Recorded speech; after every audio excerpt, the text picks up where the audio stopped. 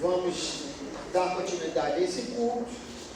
Ontem foi o meu aniversário, né?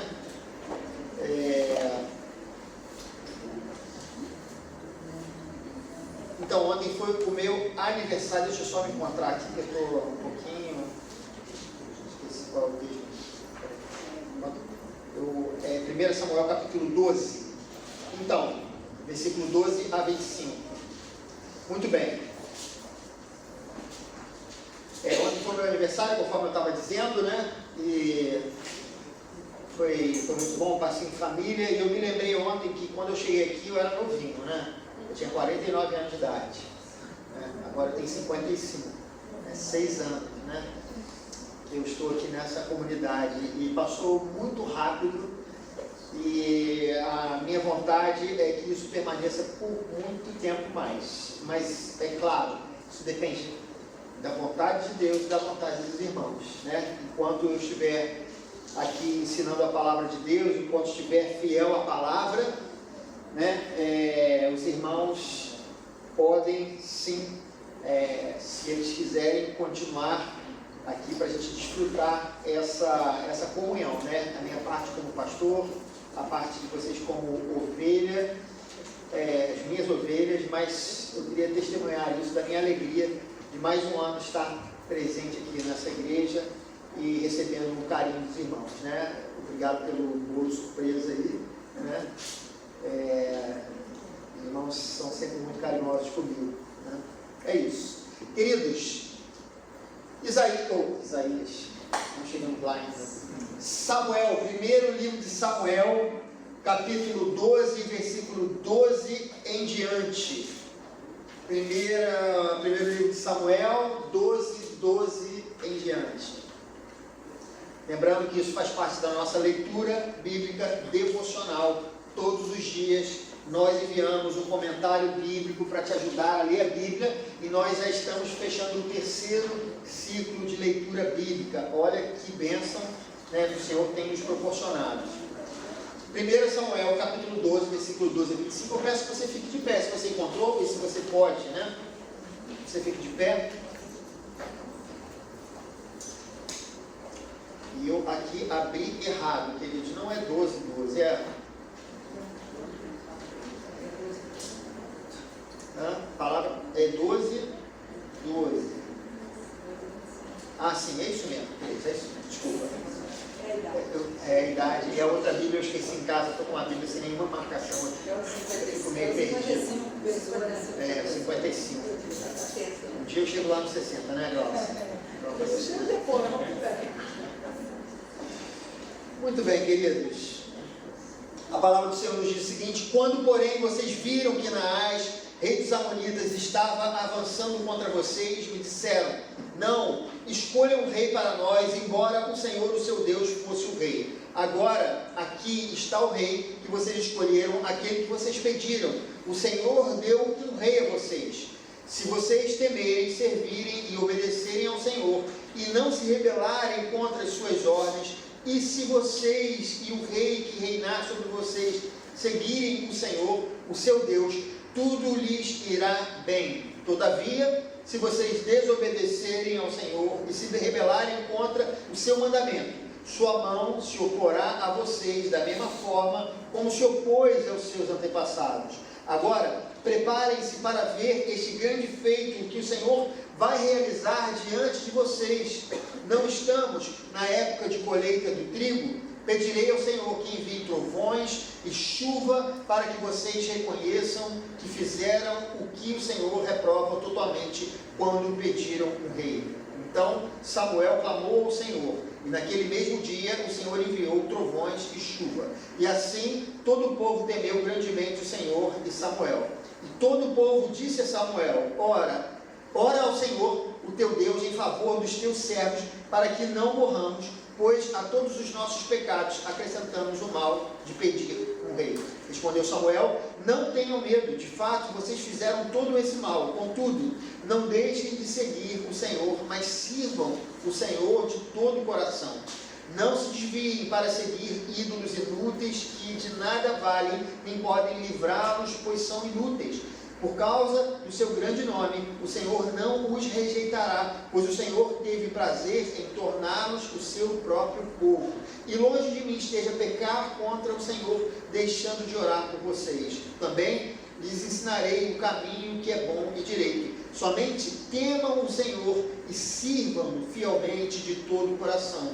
E considerem as grandes coisas que Ele tem feito por vocês. Todavia, se insistirem em fazer o mal, vocês e o seu reino serão destruídos. Vamos orar? Deus amado, nós pedimos que o Teu Espírito Santo fale aos nossos corações nessa manhã. Que a Tua palavra possa nos transformar, porque sim, ela é capaz, porque ela não é palavra de homens, mas ela é a palavra do próprio Senhor, que nos revelou em seu Filho e nos testificou através do Espírito Santo. Ilumina o nosso entendimento nessa manhã. Nós oramos assim, no nome de Jesus. Amém e amém. Os irmãos podem se assentar. Queridos, muitas vezes a gente não percebe, mas a nossa vida ela é formada por diversos ciclos, né? Primeiro ciclo que a gente experimenta é aquele dos 9 meses no ventre das nossas mães, né? Depois a gente passa por um outro ciclo, que é o ciclo da amamentação.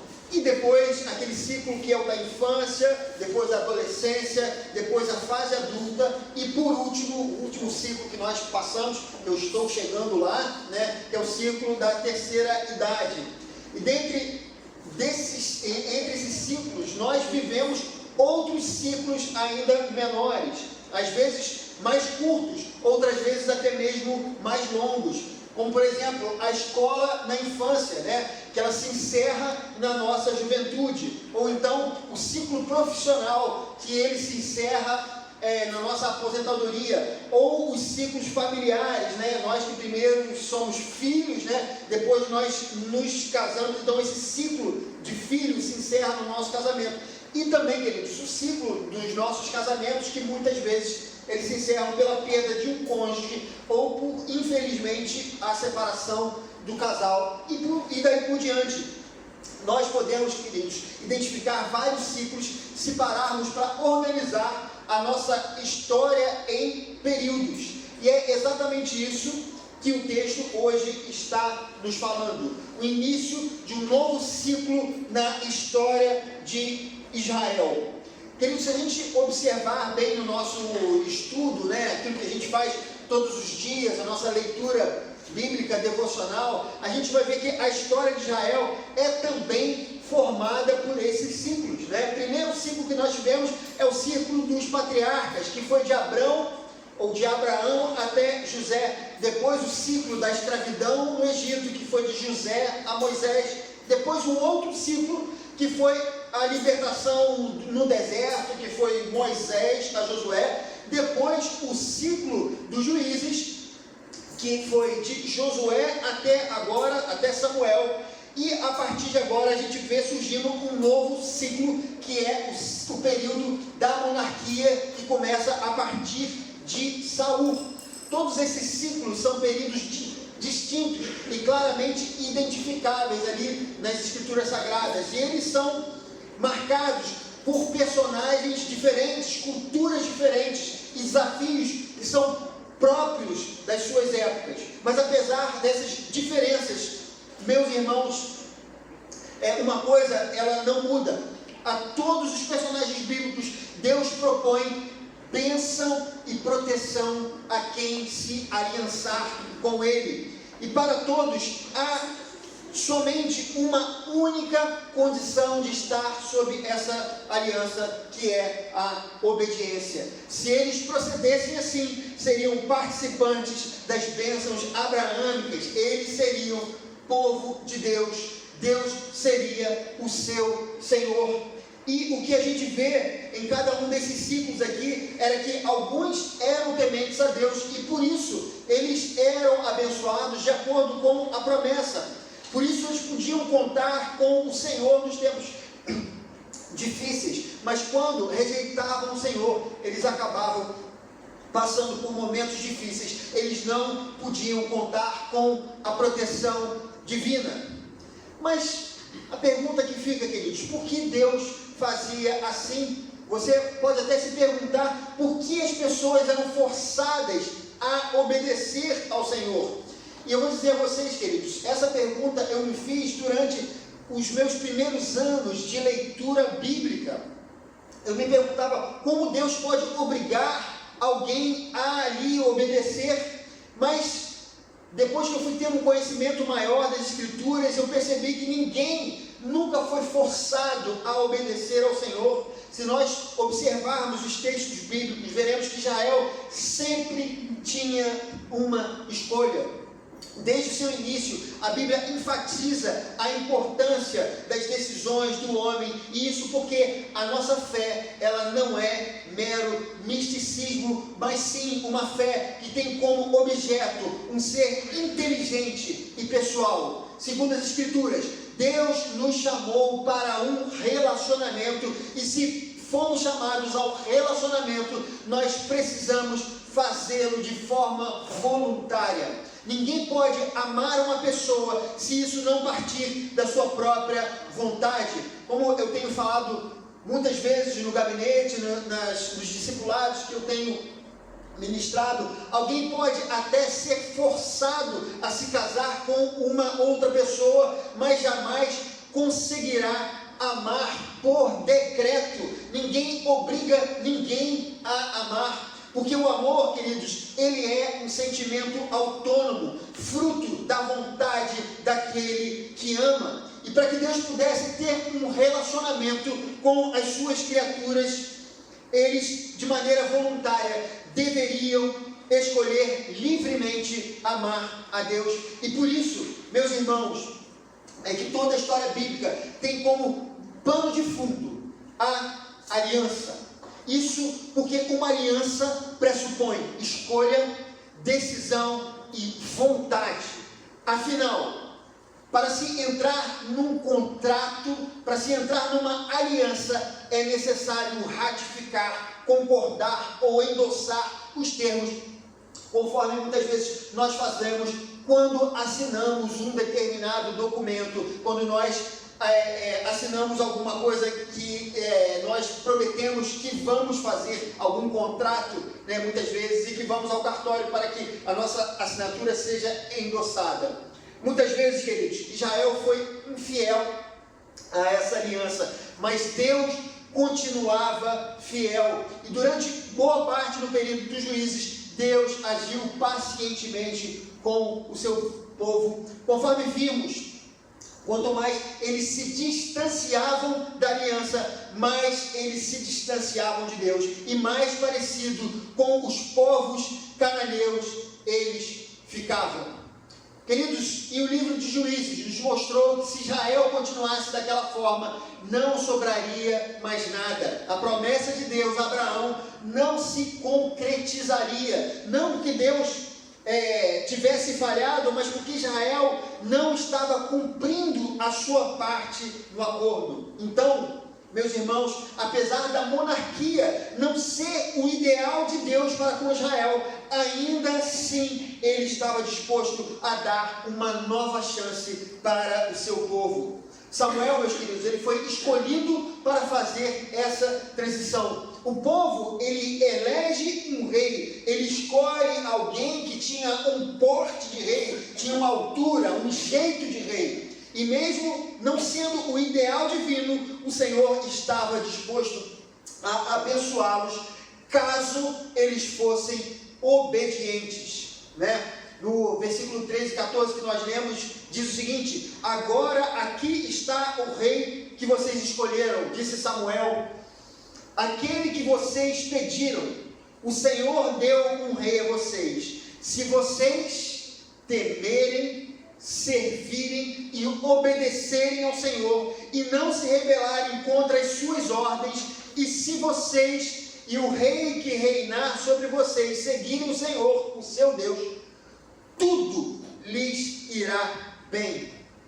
Novamente, A escolha está diante deles. Para ser participante da aliança e, consequentemente, receber as bênçãos, era necessário a obediência. Queridos, eu gostaria de fazer algumas aplicações sobre esse texto que nós vemos nessa manhã. Eu disse que Israel, ele estava vivendo um novo ciclo. E que esse novo ciclo era decorrente do desgaste inevitável do sistema dos juízes. O povo, ele se distanciou tanto de Deus que foi necessário uma mudança. Nós temos acompanhado isso nas nossas leituras diárias.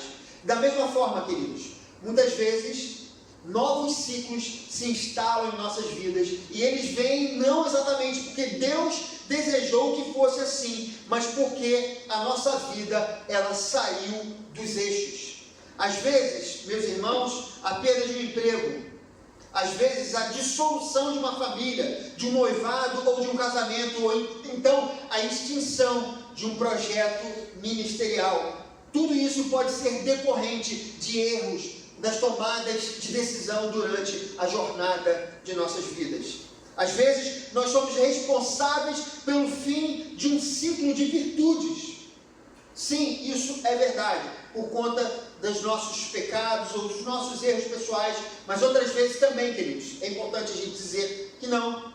Se em algumas ocasiões nós contribuímos de alguma forma, seja por pecados conscientes ou inconscientes, em outras, as mudanças ocorrem independente da nossa vontade ou de uma participação positiva. Nós vimos que no período dos juízes, alguns homens, eles continuavam temente a Deus em todas as circunstâncias. E a história de Boaz, por exemplo, é um exemplo disso, queridos. Quando a gente vê que aqueles vários homens de Deus se perderam no passado, que o povo de Israel se tornou praticamente, ou até pior do que os povos cananeus, no meio daquela bagunça haviam homens tementes como Boaz.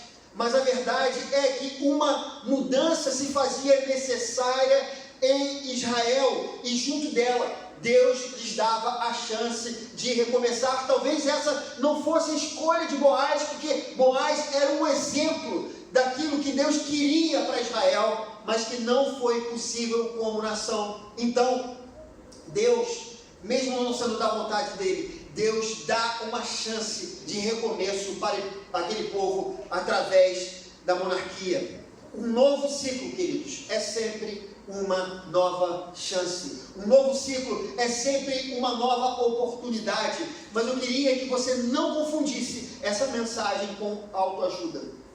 Eu, queridos, não sou coach. Eu não estou aqui para seduzir vocês com belas palavras. Eu falo de um começo, não de alguma coisa abstrata, mas de um recomeço segundo as Escrituras. Eu falo de uma nova chance, porque a Bíblia nos mostra que Deus, Ele é misericordioso, e por mais que a nossa vida tenha saído dos eixos, ou por nossa culpa, ou culpa de outros, Ele pode refazer a sua vida. Segundo aspecto dessa mensagem, queridos, eu disse que Israel estava vivendo um novo ciclo, mas que nesse ciclo Deus estava reafirmando os termos da aliança. Se eles fossem fiéis, eles seriam abençoados, mas se eles insistissem em fazer o mal, eles seriam destruídos. E do mesmo modo, para que haja bênção em nossa vida, é necessário o compromisso. E não há mal nenhum em desejar ser abençoado, queridos. Muitas vezes a gente se sente culpado. Eu já vi várias pessoas que dizem: não, eu não quero pedir nada a Deus, eu só quero agradecer. Agradeça a Deus, seja grato a Ele, mas não tem problema em pedir. O nosso Deus é um Pai bondoso. Ele gosta de nos abençoar, assim como você gosta, por exemplo, de abençoar os seus filhos, como muitas vezes eu dei coisas, presentes para os meus filhos que eles nem precisavam, mas eu tinha prazer em dar essas coisas para eles. Mateus 5,45 nos diz: porque Deus faz raiar o seu sol sobre maus e bons, e derrama chuva sobre justos e injustos. Queridos, esse texto fala do que nós chamamos de graça comum. E se você nunca ouviu esse termo, esse é um termo teológico para explicar uma realidade que a Bíblia nos fala. A graça comum, ela é um favor geral de Deus pelo qual Ele restringe o pecado e sua consequência. Ele mantém a vida e a cultura humanas e concede uma variedade de dons e bênçãos para todas as pessoas indiscriminadamente. A graça comum é isso. A humanidade é abençoada por Jesus Cristo. As misericórdias do Senhor são a causa de não sermos consumidos. A graça do Senhor está derramada sobre toda a humanidade, queridos. Mas essa graça comum não é a mesma coisa que nós estamos falando. Eu queria dizer a você que nós fazemos parte de uma aliança. E nessa aliança, Deus prometeu bênçãos especiais para mim e para você. Isso significa que a Bíblia nos garante que Deus estará pessoalmente cuidando de nós em todas as circunstâncias. Essa promessa não é uma promessa genérica, não é a graça geral. Você tem direito à graça geral. Deus derramou a sua graça de maneira geral, a sua graça comum para todas as pessoas, mas não é isso. É muito mais do que isso. Nós somos convidados a estar debaixo das bênçãos de Deus e bênçãos especiais, porque nós estamos num relacionamento, porque você conhece a Deus, porque os seus olhos foram abertos, porque as Escrituras Sagradas foram iluminadas ao seu entendimento através do Espírito Santo, e você goza de uma relação profunda com Deus, e você é abençoado através dessa relação com Ele. Para que você seja participante dessas bênçãos, é necessário, queridos, não há como a gente correr disso, é necessário obediência, é necessário compromisso. O grande problema de muitas igrejas na atualidade é oferecer um evangelho em que Deus tem a obrigação de nos abençoar, enquanto nós não temos a necessidade de qualquer compromisso com Ele, e não é isso que as Escrituras nos ensinam. Eu gostaria, queridos, de entrar na conclusão desse sermão, dizendo aqui o versículo 12, o capítulo 12, versículo 20 que nós lemos. Samuel, ele dizendo ao povo, ele falou: não tenham medo, de fato, vocês fizeram todo esse mal. Aquilo tudo que nós lemos no livro de Juízes, e ainda eles pediram um rei, como dizendo assim: não, a gente não quer buscar o Senhor, deixa que o rei faça isso por nós. O povo estava de alguma maneira tentando fugir desse relacionamento, desse compromisso com Deus. E aí, nesse contexto, Samuel fala isso: não tenha medo, de fato vocês fizeram todo esse mal, contudo, não deixem de seguir o Senhor, mas sirvam o Senhor de todo o coração. Não tenham medo. Naquele momento, queridos, os trovões e a chuva, causou um certo medo nas pessoas, porque não era época não é aquela época do ano que acontecia esse tipo de manifestação da natureza. E este foi um sinal que Deus estava dando para aquele momento especial, no qual um novo ciclo estava começando. Algo muito parecido que aconteceu no Sinai, quando Deus deu a sua lei ao povo através de Moisés. Lá também, trovões, raios, tremor de terra foram vistos. A manifestação de Deus. Era a forma, queridos, de Deus dizer que Ele estava presente. E o Senhor disse através de Samuel: de fato, vocês fizeram todo esse mal. O povo de Deus havia abandonado o Senhor no tempo dos juízes, mas agora Deus estava novamente estendendo a mão. Era a hora de recomeçar, era a hora de submissão, era a hora de sinceridade, era a hora de buscar o Senhor de todo o coração. Salmo 51, versículo 17, Davi diz o seguinte: os sacrifícios para Deus são espírito quebrantado, a um coração quebrantado e contrito não desprezarás, ó Deus. Jesus, meus irmãos, é a oportunidade que Deus nos dá para todos os que quiserem recomeçar as suas vidas.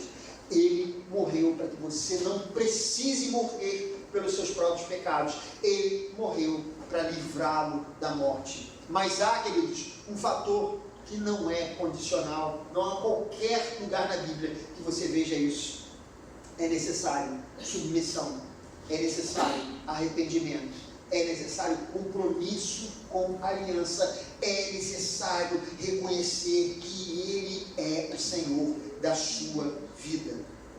Você pode até dizer: ah, no meu caso é muito difícil, minha vida está muito complicada.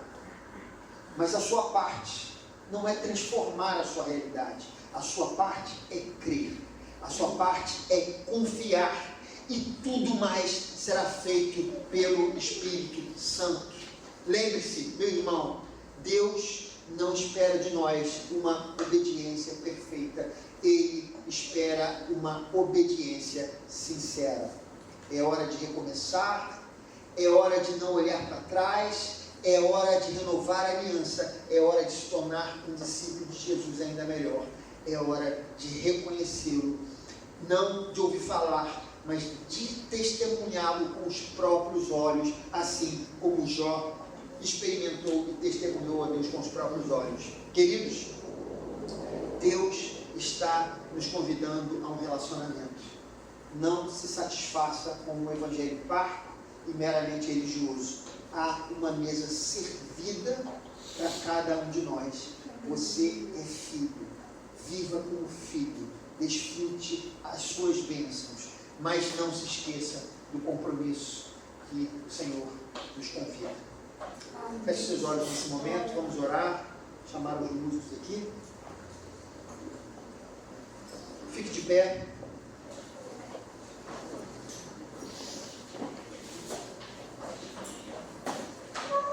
Coloque sua vida diante do Senhor, com seus olhos fechados.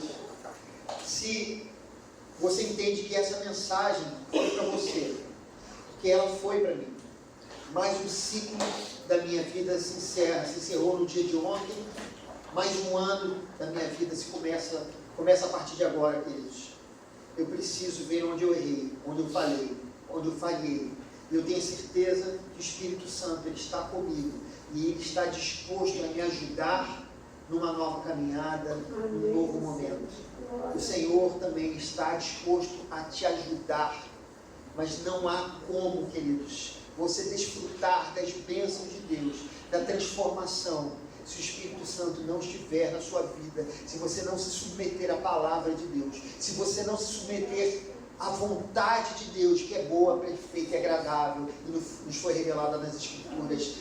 Esse é o fator condicional. Fique tranquilo, a salvação, a transformação, ela não virá do seu próprio esforço, mas como fruto do Espírito, as transformações vão brotar na sua vida, mas é necessário a submissão e o reconhecimento de que o Senhor, de que Jesus é o Senhor da sua vida.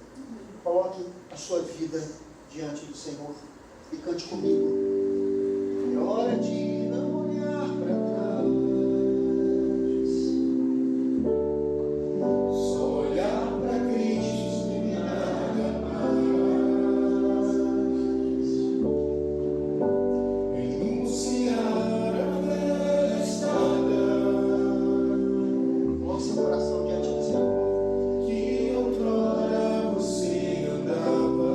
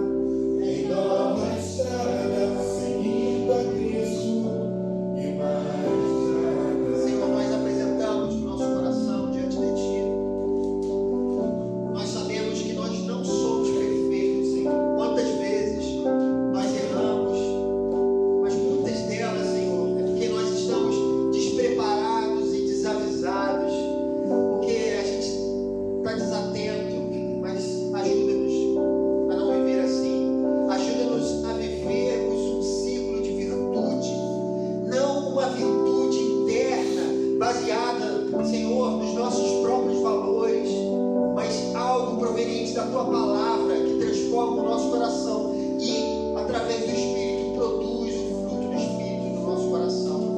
Ajuda-nos a mudar, ajuda-nos a recomeçar um novo ciclo, ajuda-nos a olhar para Jesus Cristo, não olhar para as circunstâncias, não desejar o mundo, Senhor.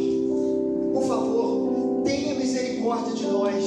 Nós somos falhos e necessitamos de Ti, mas nós cremos que o Teu Espírito Santo está nos falando através da Tua palavra, com a palavra e na palavra, Senhor. E o Senhor, Ele está interessado na nossa caminhada e no nosso crescimento. Que o Teu Espírito Santo tome conta das nossas vidas. Se por acaso alguém aqui enterrou um ciclo de virtudes na sua vida, por causa de algum pecado, por causa da arrogância do coração, que o Senhor possa perdoar, que o Senhor possa enxugar as lágrimas e ajudar essa pessoa a recomeçar agora sim um ciclo com Jesus Cristo, de transformação, de novidade de vida. Nós cremos no poder transformador do Teu Espírito e da Tua palavra. Que o Senhor faça a obra nos corações, nas famílias, em cada pessoa, todos aqueles que estão passando por momentos difíceis, que o Senhor possa ajudar nesse momento. Nós cremos no Senhor, por isso nós pregamos e nós oramos na certeza que o Senhor está diante de nós, como o Senhor esteve adiante de Davi, porque foi um homem segundo o coração de Deus.